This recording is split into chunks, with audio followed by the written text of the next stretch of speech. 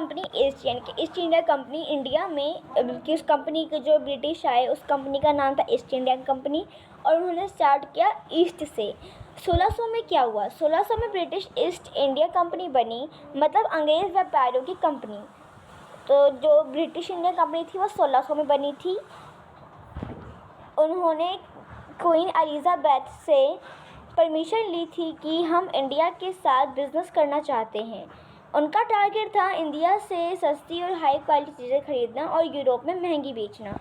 Elizabeth थी, उन्होंने उनसे सोल राइट ले लिया।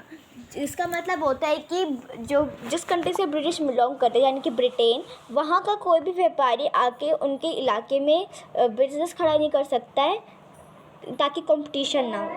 तो उन्होंने क्वीन एलिज़ाबेथ से इस चीज़ की परमिशन ले ली, इंडिया में बिज़नेस करना चाहते थे इसलिए। उनका टारगेट था कि वो इंडिया से सस्ती चीज़ें लेंगे और यूरोप में जाके महंगी बेचेंगे प्रॉफिट कमाने के लिए। अब इंडिया ही उन्होंने क्यों चुना था?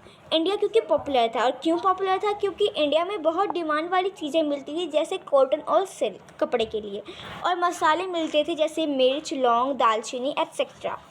यूरोप में ही इन चीज़ों की बहुत डिमांड थी और ये महंगे बिकते थे।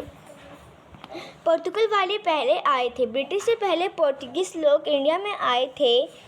जो वो जैसे कि ब्रिटिश 1750 के बाद आए थे, 1600 के बाद इस तरह से आए थे, यानी कि 17th सेंचुरी में वो लोग आ गए थे।